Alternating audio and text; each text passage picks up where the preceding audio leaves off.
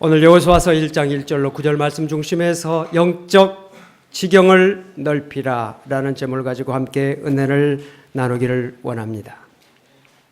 세계는 넓고 할 일은 많다라고 하는 말이 있습니다.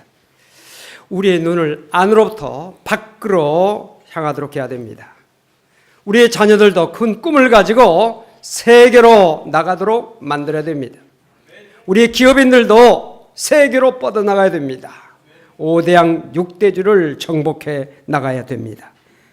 그래야 우리나라가 잘 되고 우리의 자녀, 자손들이 잘 되게 될 것입니다.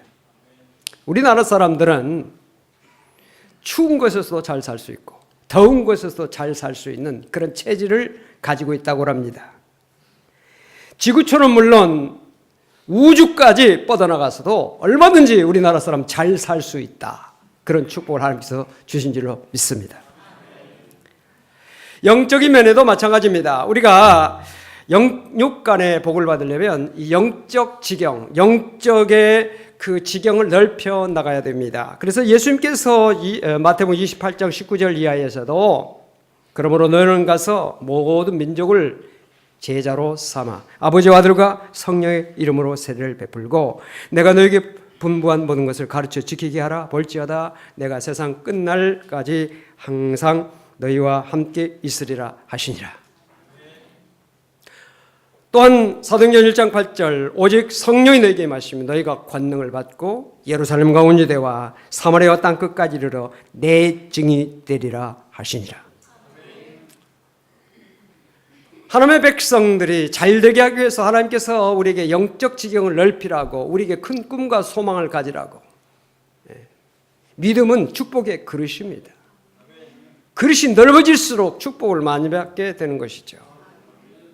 2017년도를 우리가 맞이하고 우리가 지금 한 달하고도 지금 2달째 지금 살아가고 있는데 믿음의 영역을 넓혀 나가는 것이 우리가 영육 간의 복을 받는 비결이다. 우리나라도 잘 되고 여러분들의 자녀, 자손들 또 기업 모든 직장 생활 속에서도 승리와 축복이 바로 믿음의 지형을 넓히는 것에 있다. 믿으시길 바랍니다. 오늘 본문 2절에 보니까 하나님께서 여호수아에게 내 종 모세가 죽었으니 이제 너는 이 모든 백성과 더불어 일어나 요단을 건너 내가 그들 곧 이스라엘 자손에게 주는 그 땅으로 가라 라고 말씀하셨습니다. 모세는 이스라엘 민족에게 있어서 전설적인 지도자였습니다. 모세가 태어날 당시 이스라엘 민족은 애굽의 바로의 압제 아래 노예처럼 살고 있었습니다. 바로 왕은 이스라엘 민족이 강성해지는 것을 두려워해서 산하 제한 정책을 세웠습니다. 여자아이가 태어나면 살려두고 남자아이가 태어나면 나일강에 던지라고 그랬습니다. 모세가 그 당시에 태어났지요.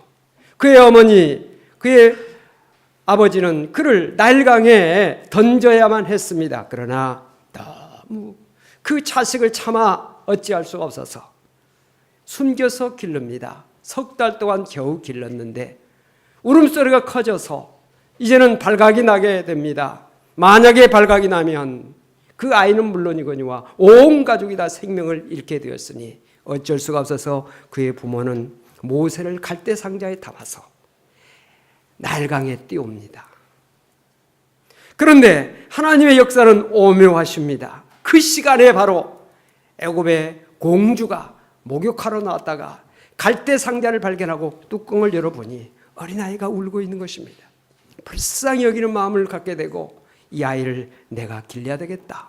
양아들로 삼아서 모세는 애굽 궁궐에서 자라게 되고 그의 어머니 요게벳은 모세를 젖을 먹이는 유모가 되어서 애굽의 지식을 배우고 신앙교육은 어머니에게서 받는 그런 축복 가운데 모세가 성장하게 됩니다. 장년이 되어서 자기 동족이 애굽 군사에게 학대당한 것을 보고 그 동족을 구원하기 위해서 애굽 군사를 죽였다가 왕의 노염을 사서 광야로 도망을 갑니다. 미디안에서 광야에서 40년 동안 목자 생활을 하게 되죠.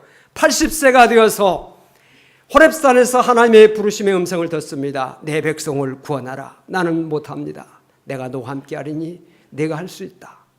하나님의 명령을 받고 애굽 왕 바로에게 나가서 하나님의 능력을 행하여 이스라엘 민족을 구원했고, 그 이스라엘 민족을 이끌어서 40년 동안 광야를 잘 이끌고 이제 가나안 문턱까지 와가지고 하나님의 그 뜻 가운데, 섭리 가운데 모세는 가나안 땅에 들어가지 못하고 비스가 산에서 저 멀리 가나안 땅을 바라보며 거기서 죽고, 그의 후계자 여호수아가 이제 모세의 뒤를 이어서 이스라엘 이끄는 지도자가 됩니다. 본문 2절에 모세가 죽었다고 하는 내용이 바로 그 내용이지요. 전설적인 지도자 모세가 죽었으니 이스라엘 백성들의 불안함과 염려가 얼마나 컸겠습니까? 물론 모세는 죽기 전에 백성들의 지도자로 여호수아를 후계자로 세웁니다. 여호수아는 비록 모세 후계자가 되었지만 그가 맡은 일이 얼마나 막중합니까?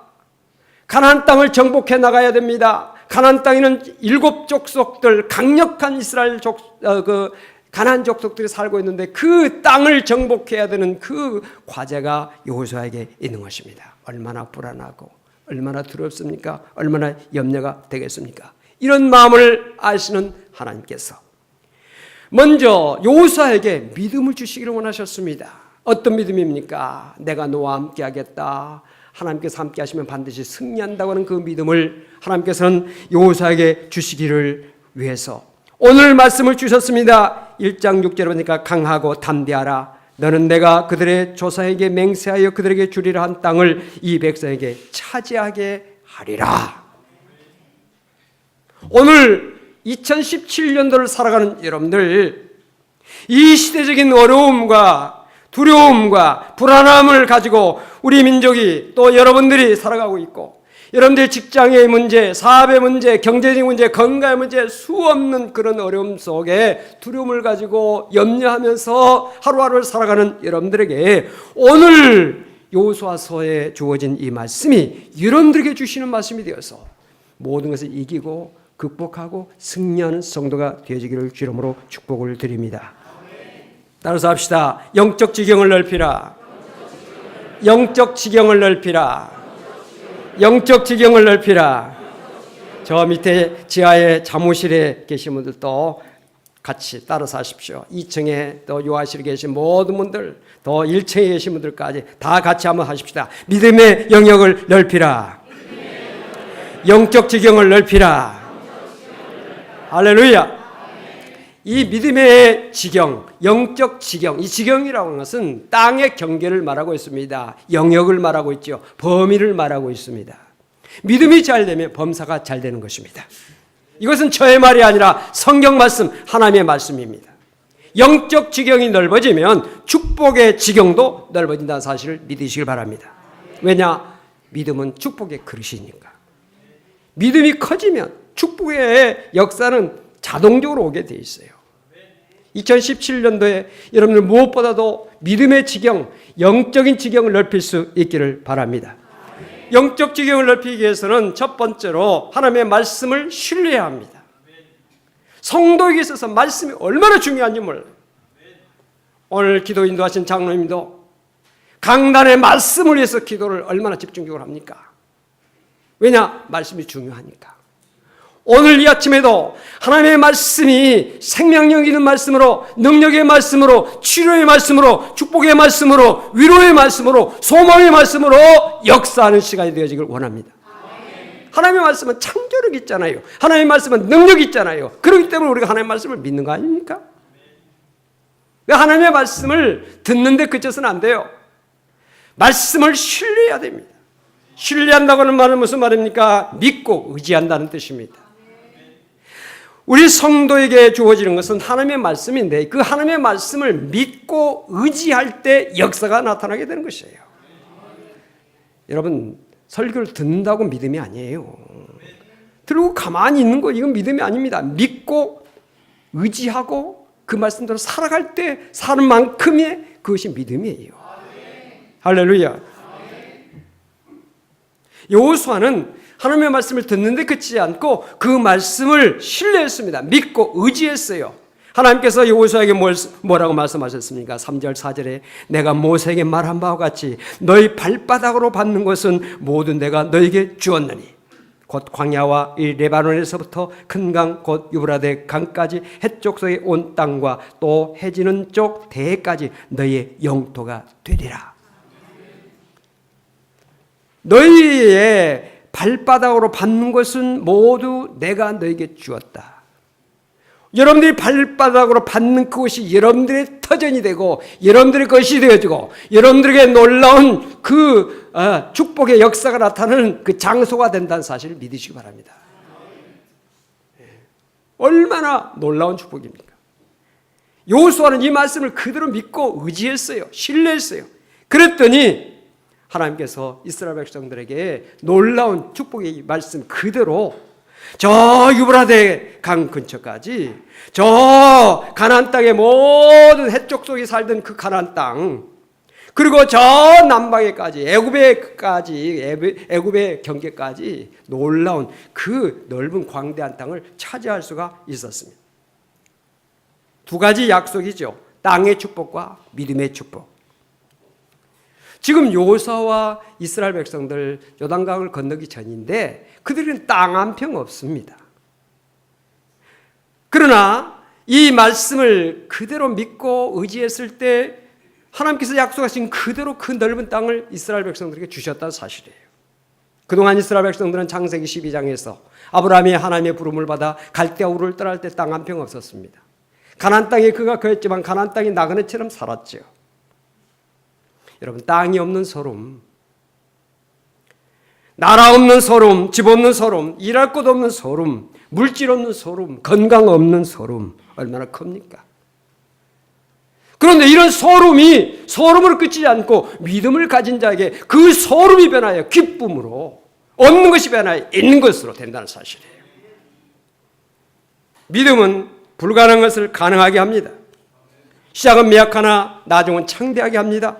예수님의 말씀이 바로 그 말씀 아닙니까? 마태복음 13장 31절 32절에 보니까 또 비유를 들어 이르시되 천국은 마치 사람이 자기 밭에 갖다 심은 겨자씨 하나를 같으니 이는 모든 씨보다 작은 것이로되 자란 후에는 풀보다 커서 나무가 되매 공중의 새들이 와서 그 가지에 깃들이느니라. 또 비유로 말씀하시되 천국은 마치 여자가 가루 서말 속에 갖다 넣어 전부 부풀게 한 누룩과 같으니라. 겨자씨는요, 우리 눈에 잘 보이지 않는 작은 씨앗입니다. 그 작은 씨앗인데 그것이 땅에 심겨졌습니다. 땅에 왜 심습니까? 믿음이 있으니까. 이것이 싹이 터서 자라겠지. 믿음을 가지고 심었더니 어떻게 됩니까? 그게 싹이 나서 자라서 공중의 새들이 깃들일 만한 큰 나무가 된다는 사실이에요. 또한 가루 서말에 그 속에 갖다 넣어진 그 누룩을 생각해 보십시오. 누룩은 눈에 잘 보이지 않는 아주 미미한 것이죠. 그런데 그것이 가루 속에 들어갔을 때 가루 전체를 부풀게 한다는 것이에요. 욥기 8장 7절에 보니까 내 시작은 미약하였으나 내 나중은 심히 창대하리라. 여러분들 지금 건강이 미약하지만 창대해지길 바라고, 사업이 미약하지만 앞으로 창대해지길 바라고, 물질이 미약하지만 나중에 창대해지길 바라고, 여러분들 자녀들이 지금 보기에는 별 볼 일 없는 것 같아도 창대해지는 축복이 있게 되시길 바랍니다. 이것이 바로 믿음 아닙니까? 믿음 안에 기적이 있고 축복이 있는 것입니다. 로마서 4장 18절에 아브라함의 믿음을 이렇게 말하고 있습니다. 아브라함이 바랄 수 없는 중에 바라고 믿었으니 이는 내 후손이 이가 되리라 하신 말씀대로 많은 민족의 조상이 되게 하려 하심이라. 아브라함의 나이가 100세, 그의 아내 나이가 90세. 인간의 판단으로는 도저히 자식을 낳을 수 없는 그 나이 때에 믿음을 가졌더니 어떤 믿음입니까? 내 자손이 하늘의 별처럼 바다의 모래처럼 되리라고 하시는 하나님의 말씀을 신뢰함으로, 하나님의 말씀을 신뢰함으로, 하나님의 말씀을 신뢰함으로, 하나님의 말씀을 신뢰함으로, 하나님의 말씀을 신뢰함으로 역사가 나타난 거예요. 인간의 판단은 도저히 안 되는 겁니다. 불가능합니다. 의학적으로, 생리학적으로 안 되는 것입니다. 통계학적으로 안 되는 겁니다. 그런데 하나님의 말씀이 된다고 하니까, 그 말씀을 그대로 믿으니까 되어지는 거예요. 할렐루야. 오늘도 말씀을 듣다가 하나님의 말씀이 내게 레마로 다가올 때, 즉 내게 주시는 말씀으로 다가올 때, 그렇지, 이 말씀 내 말씀이구나. 이 말씀 내게 주신 축복의 말씀이구나. 그 말씀을 놓치지 말고, 흘려보내지 말고, 그 말씀을 붙들고, 그 말씀을 부여잡고, 그 말씀을 믿고 신뢰할 때 역사가 나타나는 사실이에요. 오늘 이 축복이 여러분들과 함께 하시기 바랍니다. 두 번째로 우리의 영적 영역을 넓히기 위해서는 승리를 확신해야 됩니다. 본문 5절에 내 평생에 너를 등이 대적할 자가 없으리니 내가 모세와 함께 있었던 것 같이 너와 함께 있을 것임이니라. 내가 너를 떠나지 아니하며 버리지 아니하리니. 여기에 두 가지 약속의 말씀이 있습니다. 항상 승리하게 하겠다. 너의 평생에 너를 능히 당할 자가 없다라고 하는 이 첫 번째 약속이 있고요. 두 번째는 하나님이 함께 하시겠다고 하는 것입니다. 내가 너를 떠나지 않고 너와 함께 하겠다. 이 말씀이 여호수아에게 주신 말씀만 아니라 오늘 여러분들에게도, 오늘 나에게도 주시는 말씀으로 믿으시길 바랍니다.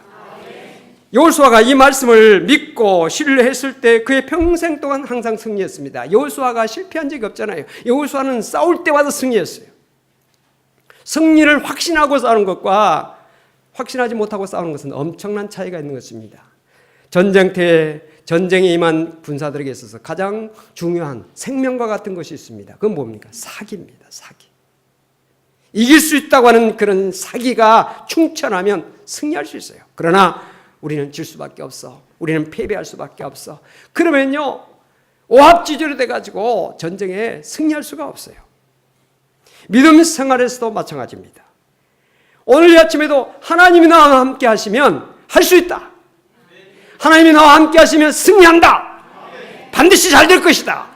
승리하게 되고 잘 되고 복되게 될 것이다. 이 믿음을 여러분들이 가지고 생활하는 것과 나는 안 돼, 나는 실패야, 나는 절대로 안 될 사람이야, 엄청 차이가 있는 것입니다. 승리를 확신하고 믿음으로 나가는 성도 되시기를 주 이름으로 축원합니다. 영적 영역을 넓히기 위해서 세 번째는 장애물을 극복해야 됩니다. 2절 말씀에 내 종 모세가 죽었으니 이제 너는 이 모든 백성과 더불어 일어나 이 요단을 건너 내가 그들 곧 이스라엘 자손에게 주는 그 땅으로 가라. 이 말씀 가운데서 요단을 건너라는 말이 나옵니다. 요단이라고 하는 것은 강 이름이지요. 가나안 땅에 들어가기 위해서는 요단강을 건너야 됩니다. 그런데 이 요단강은 장애물이지요. 우리가 해결해야 될 문제를 의미하고 있습니다. 가나안 땅에 들어가기 위해서는 장애물을 극복해야 된다. 장애물을 우리가 반드시 넘어가야 된다는 것이죠. 가나안 땅에 들어가기 위한 이스라엘 백성들 앞에 놓인 장애물은 세 가지입니다. 첫째로 요단강입니다. 당시 요단강은 강 두 개까지 물이 가득 흐르고 있었습니다. 200만 명이나 되는 이스라엘 백성들이 요단강을 건너기 위해서 필요한 것은 무엇입니까? 배입니다.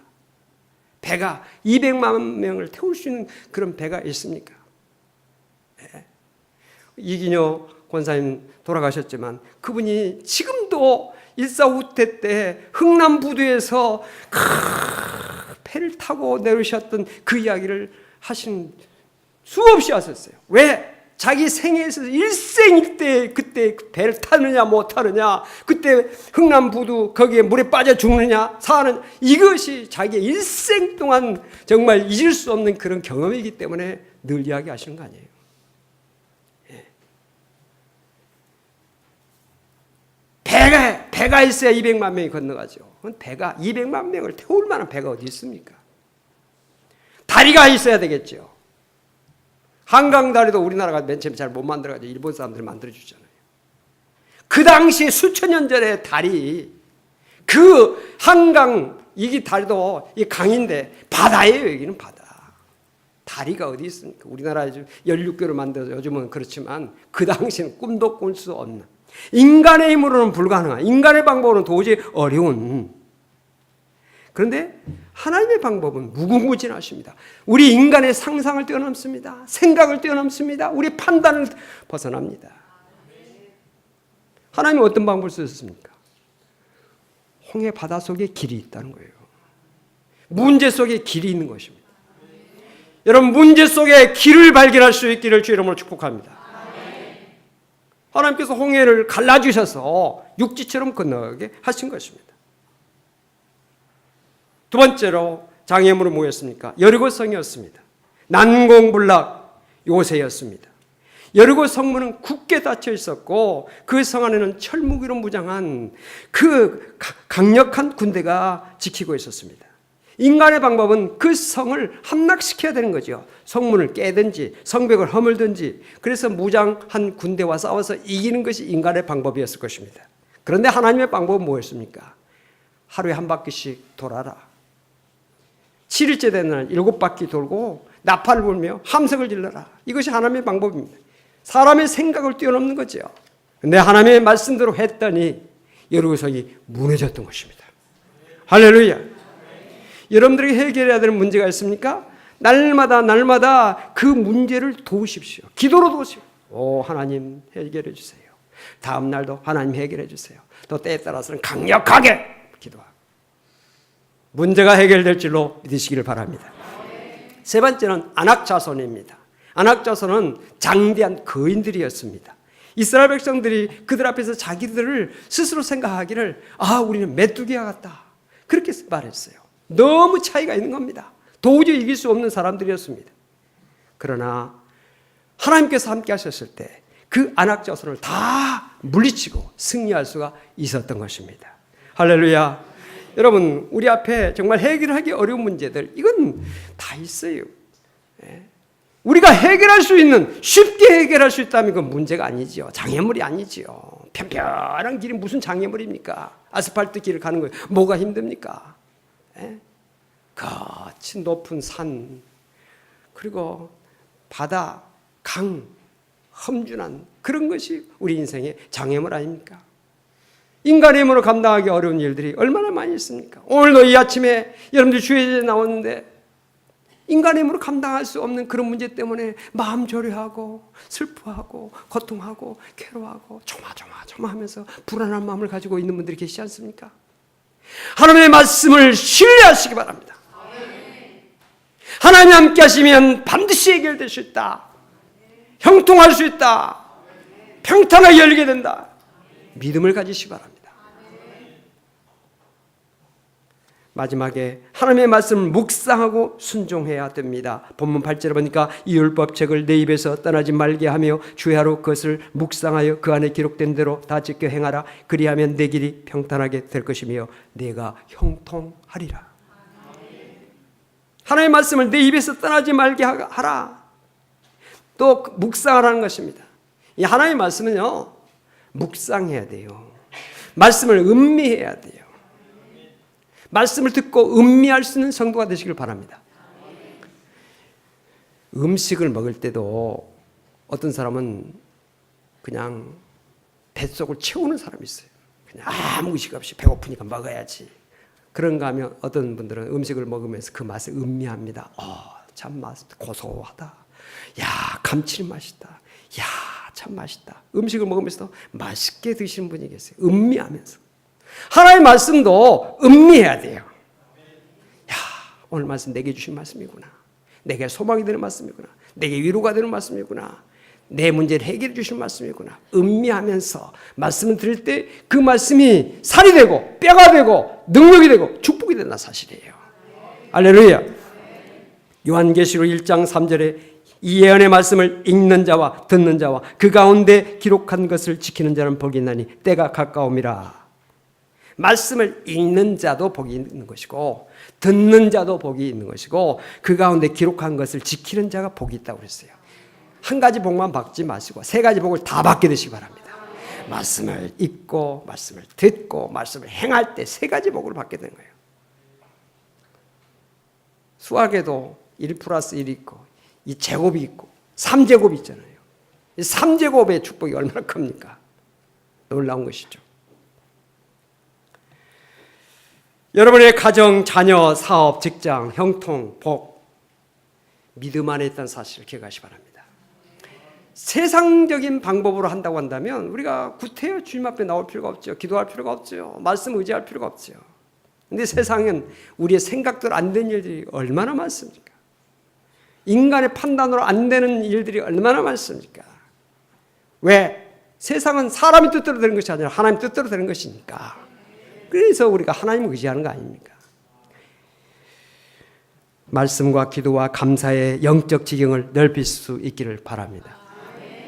기도의 영역을 넓히고요. 예?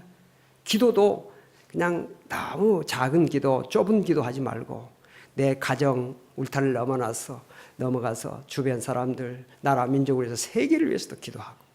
예. 우리가 예를 들어서 뭐 전철을 탄다든지 버스를 탄다 할 때도 하나님 안전하게 무사히 가게 해주세요. 뭐 그런 기도 할 수 있지만 여기 있는 모든 탄 분들도 다 무사히 목적지까지 가게 해주시고 건강해 주시고 오늘 하나님께서 기사에게도 같이 해주세요. 이렇게 기도하면서 하면 그 기도의 폭이 넓어지잖아요. 예배의 영역을 넓혀야 돼요. 주일날 낮 예배만 오지 마시고 오후 예배도 열심히 참석하세요. 수요일 예배도 열심히 참석하세요. 금요 심야도 열심히 참석하세요. 믿음의 영역을 넓혀, 기도의 영역을 넓히고 예배의 영역을, 예배는 축복의 통로잖아요. 통로가 넓어져야 큰 복을 받지요.